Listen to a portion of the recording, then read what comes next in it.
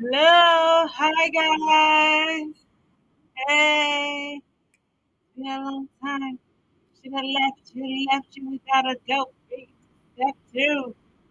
Hey guys, what's going on? What's going on? What's going on?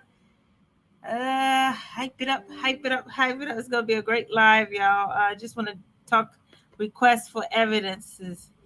The mother of all uh, disappointments when it comes to clients. When we get a request for evidence, I mean, it just usually really destabilizes people. So I said, I think it's time I just need to discuss that with people. So, guys, if you're watching, if you're here today, guys, please make sure you share. Go ahead and share with your friends because I think this is going to be an excellent.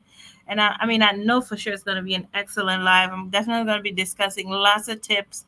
I'm going to be giving lots of definitions so that when you see that request for evidence, you don't panic. Whether or not you have a lawyer, whether or not you have a good lawyer, when you see that request for evidence, what should not happen is panic, right? Once you understand the concept, once you understand what they're really asking for with all that legal terminology, uh, then you're good to go. So, guys, first of all, I just want to say, you all know we have probably a 99.5% winning rate. I mean, uh, we barely like basically. And this is not a brag. This is honestly a God plug. But basically, everything I touch, I win. But I will say this: I don't win everything just outright. We definitely get our fair share of requests for evidences. So, with that said, that means every month, let me see how many requests for evidences we get. Every month, we probably process like 15. Sometimes there were months we had like even more than 15 requests for evidences that we're responding to on active cases, right? And I mean, some of them can be really detailed, like where it's like 5 pages long. And I'm just here to tell you that we have been able to respond to all of these requests for evidences successfully with no problem, with no issue, and we've still been able to get our approval. So I mean, I guess I'm just here to tell you that just because you received a request for evidence absolutely does not mean that you have anything to worry about or that your case is gonna that you're gonna lose it. You just simply need to know what you're doing. You simply need to know what you're doing. Relax and calm down. Remember, a request for evidence is just like what the name states. It's a request for additional information. So most times, immigration is simply seeking additional information, or they need clarity, or they want you to prove something a little bit more. So maybe they're requesting evidence of good faith marriage, which means basically in layman terms, prove this marriage is real. So when you say good faith marriage, what immigration is asking for, prove that you entered this marriage with the right intentions. That's basically what they're asking for when they ask for good faith marriage. So sometimes you would have already submitted, or a lot of times you would have already submitted, obviously with your vow application or even with your adjustment of status through marriage application, because they both use that same standard.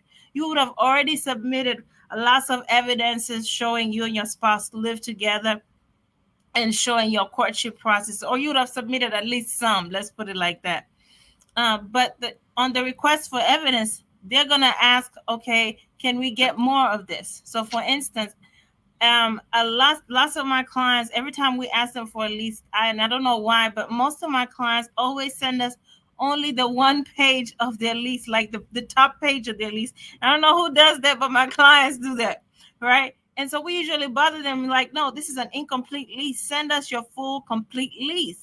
But so if you're like one of those people who submitted like an incomplete lease, so rest assured, you're going to definitely know that you're going to receive a request for evidence at a later time asking for the complete lease. So those are the kinds of things that happen or typically are going on when you receive a request for evidence. Maybe you submitted something that was incomplete, an incomplete lease or something, or maybe your signature page was missing on one of the joint bills, or maybe they just simply don't believe your story. Maybe they just want to know more about, okay, how did you guys really meet? Or sometimes they could literally go and read through your affidavits, the letters that you submitted from family and friends, and find discrepancies, right? So maybe on your declaration, you stated that you and your spouse got married after 6 months of dating, but your friend on their request for on their affidavit that they wrote for you on your behalf said that you and your spouse married after a year of dating. So little discrepancies like that, they really do check for that, and they will send you a request for evidence saying this is a discrepancy, what's going on. Now, I like to say that literally just about anything can be explained. Literally just about anything can be explained except a fraudulent document. All right. So if something is fraudulent, it's just fraudulent. There's really no way to explain your way around that, or there's few ways. Let's put it like there are very few limited ways you can explain yourself out of a fraudulent document. But really, everything else can be explained. Even the fact that you had discrepancies between documents. Maybe your spouse, your affidavit stated you got married after 6 months. Your friend's affidavit stated you got married after a year. Maybe your friend stated that you and your spouse are no longer together because your spouse threw you out the house. Maybe on your actual affidavit or declaration, you stated that you and your spouse are no longer together because your spouse cheated on you. So discrepancies like that, no matter what, and as crazy as it may sound, can still be explained. So my point is, when you get the request for evidence, it's not the time to panic. You need to sit down and figure out, how can I explain this? Is it that my friend didn't have enough information when they wrote the affidavit? Or is it simply, you could even sometimes simply say, I'm just sorry, there's this discrepancy. I didn't read the affidavits. I didn't read my friend's affidavit properly before I submitted it, and there's discrepancies. Literally, almost anything can be explained, probably except for a fraudulent document. Now, let me now get to some prongs, some things, specific things they always ask for requests for evidences. So what are the basic common requests for evidence? Obviously, the best type of request for evidence you want to get is for them to ask you for your medical exam. If you get this request for evidence, that's usually a sign that everything is in order, that they could even, God willing, issue you a green card without an interview. So that's the best type of request for evidence to get, is when they ask you for a medical exam. That's of course, that's also my favorite request for evidence, because that's easy. You just go and get your medical exam, and you submit it on time, and then God willing, there goes your green card, sometimes even without an interview. The second best, so definitely, if you get a request for evidence asking for a medical exam, people always ask me, is that a good sign? That's definitely a good sign. And definitely, usually, a lot of times, I would say about more than 50% of the time, once you get that request for evidence, you're almost home free home. You're almost at the home stretch, and you could almost count on getting a green card, unless something comes up, or unless they decide to interview you and you mess up somehow at the interview. All right. Second type of request for evidence that we always get is them asking for, I just stated it, but I'm going to go ahead and state it again in this context. Good faith marriage. Again, good faith marriage is just about your intention. So things like text messages, emails, things that show your courtship process. You really want to document your courtship process as much as possible to USCIS, to show them, like, look, when I married this person, my only intent was not to get a green card. Like, right? That's what you want to show. You want to show that when I married this person, I had a legitimate, valid reason for marrying this person, for love. And of course, you would show that through text messages, emails, engagement rings, engagement parties, I don't know, trips together. You really want to try and document to them as possible, like, look, way before I got married, this was a real legitimate relationship. That's all you really want to show with good faith marriage. And of course, you can show it too with evidence of you guys living together after the marriage. That's good too. But yes, and of course, having children together, businesses together, things like that really help to show good faith marriage. In other words, to show your intentions of entering this marriage for valid reasons. Then there's good moral character. Guys, good moral character is a big one. And it's one of those that's kind of hard to work your way around. If you got a lot of arrests or a lot of convictions, it's kind of going to be difficult for you to walk your way around good moral character. Good moral character is exactly as it sounds. Like, do you have the kind of character that we should not be letting into the United States? Is there something about your character or something about your past that should make you inadmissible to the United States? That's what they're asking for. And the best way to show good moral character is typically with a, you could do with a police report, but really what we use, my law firm, we've always used the FBI report, and we found FBI reports to be the best way to prove good moral character. If you've got something in your record, like any crimes, any fraudulent issues from the past, you definitely want to add on top of an FBI report, you definitely want to add some character affidavits. And a character affidavit is exactly as it sounds. It's an affidavit from a family member, a friend, preferably a spiritual leader, like a pastor, an imam, a community leader, someone who knows you neutrally, who can attest to you having good character. So you need as many character affidavits as possible from very neutral, very elderly, very from people in authority over you, right? Who can state that you definitely, according to, for as long as you've been going to their church, or their or as long as they've been they've been your imam, or for as long as they've been your spiritual leader, for as long as you've been serving in this community organization, they have known you to have good moral character. So if you got anything on your record, any more than one DUI, things like if you have more than one DUI, if you have any rape charges, if you have any, I hate to say this, if you have any charges of sleeping with a minor or something like that, yeah, you definitely need some really good, solid character affidavits on top of an FBI report to show that you got the right character to be admitted to the United States as a green card holder, as a permanent resident. Okay. All right. And then there's finally qualifying relationship. I'm just breaking them down. You'll see this if you have a request for evidence in hand right now. Right now, what I'm giving to you right now is gold.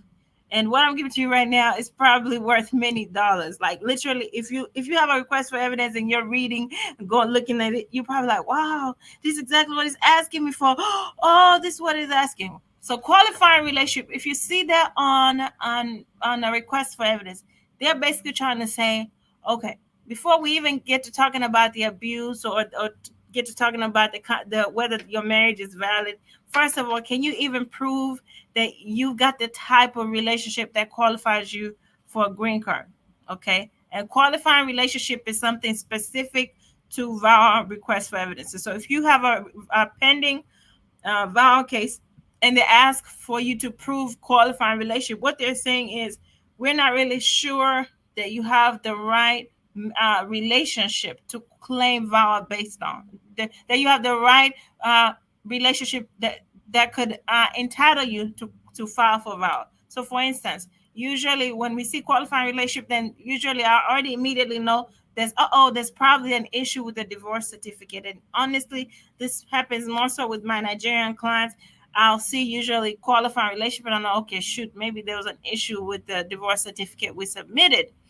So again, I've said this so many times, but I still need to say it because I still hear it. Even like just last week, I heard someone who didn't know this. If you're from Nigeria, there's a big issue with divorce certificates being fraudulent, sometimes without even your knowing, without your knowledge. Maybe you just legitimately went and hired someone for divorce, and the person you hired was fraudulent, or you hired a lawyer that practiced in Nigeria that had fraudulent practices, and they issued you an improper divorce certificate.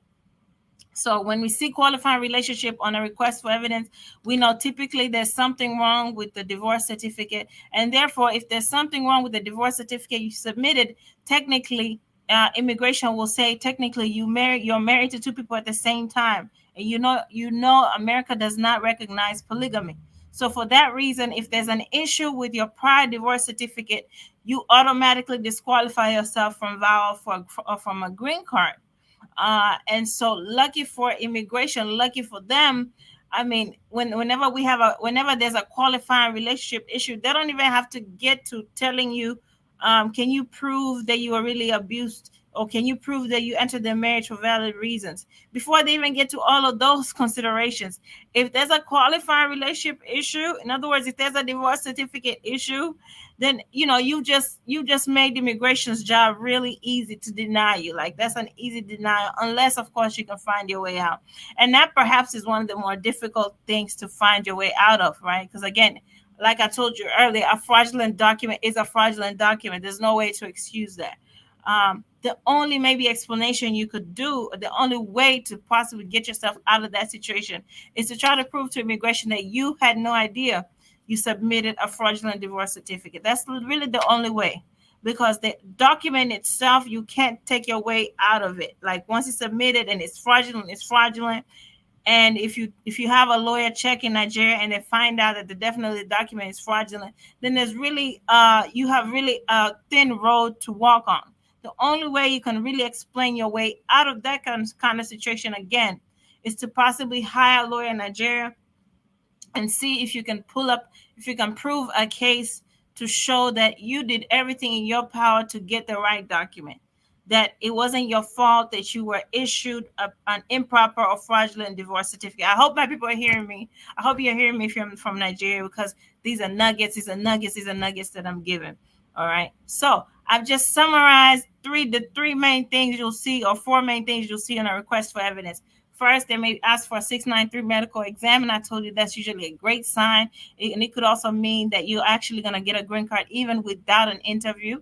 All right. You could see a request for evidence asking you for good faith marriage, meaning, can you prove you entered this marriage for other reasons other than just getting a green card? Okay, that's basically what they're saying. Can you prove you entered this marriage for valid reasons? Number three is good moral character. Here, they're just looking to see, are there any criminal, any fraud issues, or have you been convicted? Something very important to say on this: have you been convicted of something that society considers to be a faux pas? Right? Have you been convicted of something that society just thinks, that's really bad? So there's crimes in immigration. There's something called crimes of moral turpitude. These are crimes that everyone in society just thinks of as being wrong, such as raping a child is considered to be wrong, such as soliciting a child to have sex with them is just considered to be wrong by all of society, such as raping little boys, raping little girls. That's just considered to be wrong by all society. And so if you have any of these types of charges on your record, it is going to be hard, I'm not going to lie, for you to get a green card. But I must say, again, like the title of this request, the title of this live was, no hope is lost. So, you can still contact a lawyer. Who knows? If you can show maybe that the charges were improper, or they were wrong, or that the charges were dismissed, then you should have no problem. Okay. I'm going to start taking questions. Do you have any questions or requests for evidences, how to get around them? And by the way, on this topic, I just also want to address one last thing. Let's say for some reason you respond to a request for evidence late, like maybe you didn't get it on time, like maybe it was sent to the wrong address, and by the time you got it, your days to respond had already ended. What do? Still respond. The worst thing to do is just not to respond at all. You could still respond and explain why you're responding late, because things do happen. So let's say maybe, especially in the viral context, maybe they sent it to your former spouse's address, and your spouse kept it for a long time until it was about to expire, and until it's expired, and then they called you finally and said, oh yeah, I have a request for evidence for you here. Again, if you're in a situation where you responded late due to something you couldn't really prevent, you still want to respond. Okay, again, don't just let it go. Still respond. Explain why you were late. And if you have a good reason, trust me, they will still consider your request for evidence. They're gonna complain about it on maybe your response. They may complain about it and say, we received a request for evidence late, but still, at least they would have received it. So the worst thing to do is just not respond. And on this topic, I'm gonna jump to one more thing. I'm gonna talk about removing conditions on your green card. If you've ever been given a 2-year conditional green card based on marriage, like if your spouse petitioned for you and you were given a 2-year conditional green card, and then maybe something happened between you and your spouse and you were still thinking of your options, or you didn't know what to do, and you allowed your 90 days to file the application to pass. Okay, so for a removal conditions application, you need to file it within 90 days before it expires. And let's say 90 days have passed and you didn't file your application. Guys, I'll still say the same thing, still file. This is what lawyers are for. Or this is what writing is for, should I say. Literally, you just want to explain to the best of your ability why was it late. And especially a late filing, if you're doing a late filing of a removal of conditions application, at this point, you definitely want to use a lawyer, because you're definitely going to need a lawyer to help get you out of that mess. Because if you fail to respond or fail to file a removal of conditions application, period, what's that going to do? It's going to you're going to end up in deportation proceedings. That's one way to really find yourself in deportation proceedings really quickly. Is just failing to respond, is failing to apply for a 10-year green card when your 2-year conditional green card is due, okay, or when it's about to expire. That's one way to really find yourself in deportation proceedings quickly. And then also, if you don't respond, even if you don't find yourself in deportation proceedings now, technically you don't have a green card anymore. You don't have any status anymore. So if ICE picks you up, that's it for you. You ain't got nothing. You have nothing. You got nothing going for you. All right. And it's really no excuse, because there's many ways to file a removal conditions application. You could file based on divorce. You could file based on vow. There's many ways to remove conditions, even if you and your spouse are no longer together. Let me start taking these questions, guys. And by the way, it's 4:51. By 5, I've got to go. So I'm here for the next 9 minutes. Let me answer some. I'll probably take 2 to 3 questions. I won't take many. So if you want to come live, now is the time. Hello. Hi, hello. How are you doing? Good, how are you? Good. This is not in direct line with the RFE, but it has to do with the evidence list. For just like a regular adjustment of status.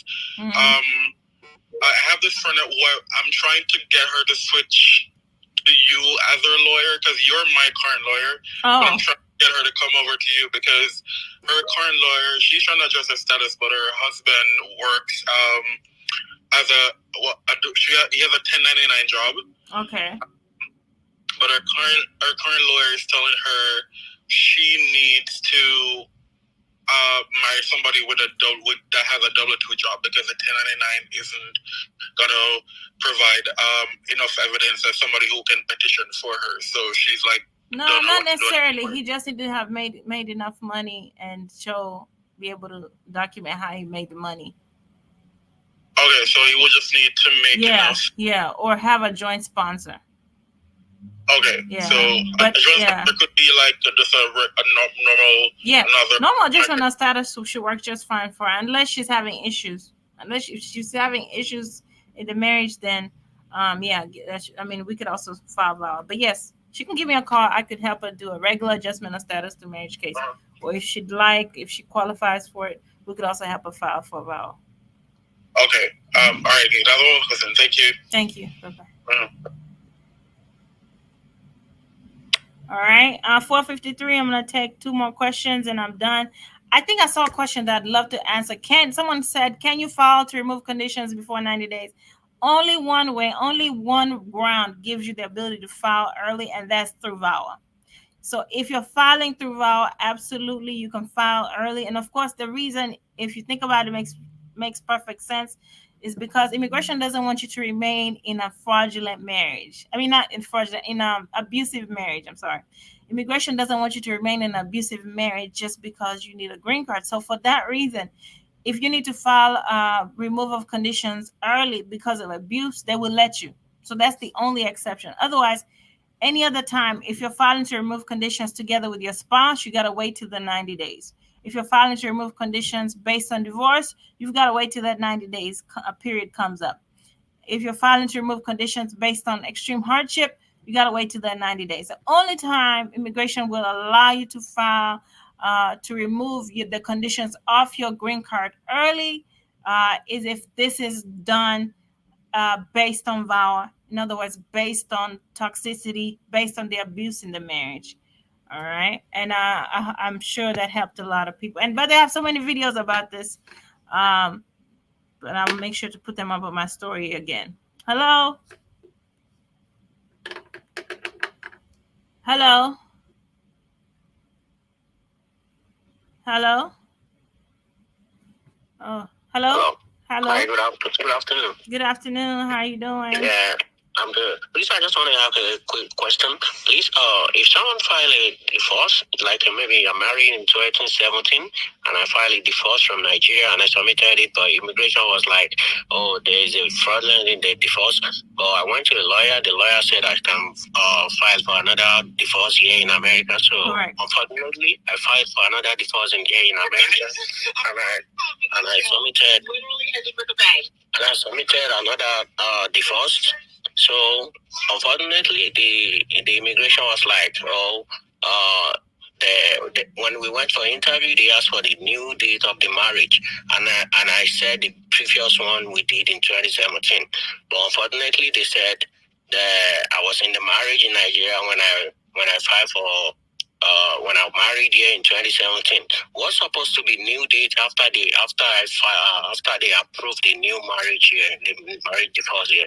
Ooh, I think you're confusing everybody but me. But let me see if I get your question right. You were just trying to say were you supposed to remarry a U.S. citizen spouse after your second divorce to your former spouse, right? Yes, when I went for interview, they asked me. Sir, let me. This is what I'm asking you. Just hear me.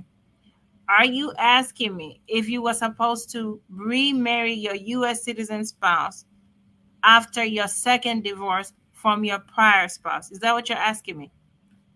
Yes. Okay. All right. So it depends on the state.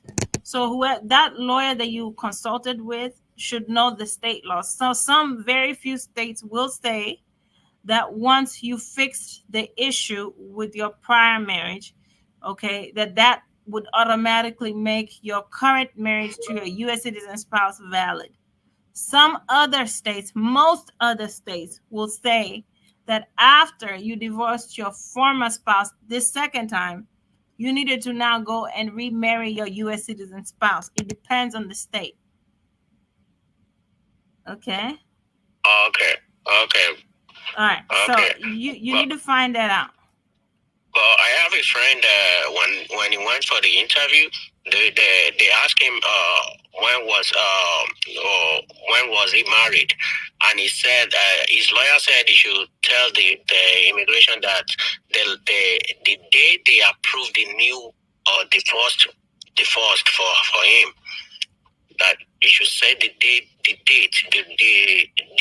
they approved the new divorce marriage. That is the new marriage date for him. Yes, sir. I think you're just saying same exact thing I just said. Did you understand what I said? Okay. Did you understand what I said? Or do you want me to explain it again? All right. Thank you. Did you? Hello? Yes, I'm with you. Did you understand what I said, or do you want me to explain it again? Yeah, I heard you. Okay, so you got it, right? Yes, ma'am. Okay. So in other words, it depends on your state. And in Texas. Yeah, and so I don't know what worked for him or not, but the best way is to know what the law states and then try to abide by it. If your state required that you needed to remarry your U.S. citizen spouse, you'll be wasting your time arguing with immigration, because sometimes what worked for some, if they missed a mistake for somebody else, doesn't mean they're gonna miss the same mistake on yours. Okay. Yeah. Thank you. Right, thank you so much. I appreciate it. Bye-bye. Give me a call if you need me. All right. Okay. Guys, it's 4:58. I think I will call it a day. Please share. I know I only took questions, but I did tell you if you want to come ask questions, you need to come early and ask them early. But I have an appointment today and I've got to go. Please share. Do not be stingy. I think I shared lots of good information. I covered removal conditions. I covered requests for evidences, and I mean all sorts of things. I covered so many different exceptions, and I covered many definitions that you see on your request for evidence. But in summary, if you receive a request for evidence, all I just wanted to say is that that doesn't mean you're gonna get denied. And sometimes immigration just really, I really believe sometimes they just want to see how bad do you want it. I mean, I literally believe it. Like, literally, how bad do you want it? Like, if you're sure about this process, you're sure about where you stand, you wouldn't just let a request for evidence stand in the way of you getting your green card. You would pursue it to the very end. And I always think it's best to respond to requests for evidence to the best of your ability. And that's really where you want to, if the kind of lawyer you have, whether you have a good lawyer, whether you have a lawyer who's on your side. Because I think if you have a lawyer that cares about you on your side, I mean, they're going to work with you. They're going to push you for as much evidence as possible. They're going to push you like, hey, we need this, we need that. This is not enough. This doesn't look right. Your lawyer is gonna should really push you to get as much information as possible, and your lawyer should definitely write a good cover letter or brief as necessary to get your case approved, right?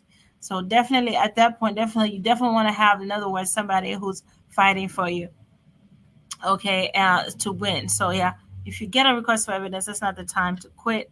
And even if you're doing this thing yourself, I just gave you definitions. All you got to do is go back and rewind this live video, and you understand request for evidence like no other. I just introduced, summarized, defined the legal terminology for you very, very clearly, so that if you're in a situation where you've got to respond to a request for evidence yourself, you'll be just fine. You'll do it no shaking. You won't be shaking, even though you didn't have a lawyer. Okay, so whether or not you have a lawyer, I've definitely defined these things to you very, very in detail. Please press rewind. Please share, so that if there's somebody there that needs to send a request for evidence, uh, and they don't have a lawyer, they can even do it themselves, hopefully, and do it just fine and do it just well. All right, guys. Congratulations if you've received a request for evidence for a medical exam recently. Again, that's usually a good sign. This looks good. It doesn't mean necessarily that you wouldn't get an interview. Sometimes we'll still get an interview after that, but more likely than not lately, that means that you could end up getting a green card even without an interview. But congratulations if you've gotten that far. And I just want to say even congratulations if you've even gotten far to get a request for evidence. That means now immigration is really doing a serious check on your case, and now they're seriously looking at to see, I mean, are we really going to give this person a green card based on vow, or are we really going to give this person a green card based on adjustment of status to marriage? Bye, guys. Got to go. Share. Bye. I'll be back sometime, probably next week. Bye.